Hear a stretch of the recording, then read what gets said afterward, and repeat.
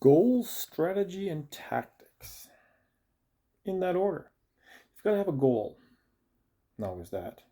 Well, of course, your goal is to be the best and make the most. But you have to have a more clearly defined goal, like increasing your throughput, reducing waste, reducing cost, reducing your turnaround time for an order. Maybe you'll get sales because you can do it in 3 weeks and the next guy takes 5. It all plays a role. There's your goal. So what's your strategy? Your strategy will depend on your goal.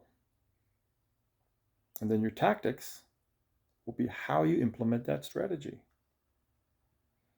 Now, that could be in your process, that could be in your management style, that could be in your sales cycle. But when it comes to the process and the plant, that's where I can speak more clearly for you. Increasing costs and increasing waste and decreasing throughput will all happen when you decide to throw more bodies at the problem. They'll get in each other's way. To improve your throughput, your waste, and your turnaround, you have to find ways to remove the skill and the volume of persons from the tasks. That's through mechanization and automation.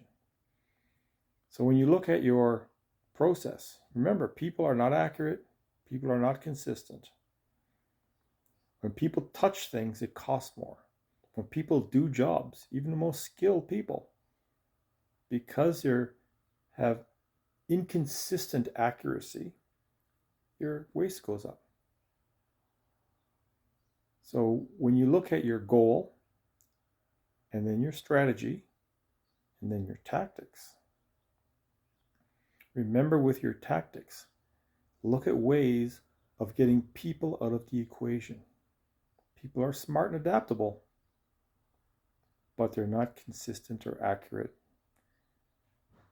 They're not fast, they're not strong.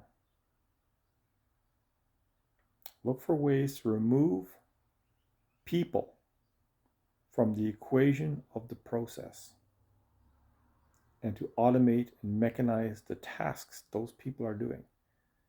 To be great machine operators, but don't let them be the machine.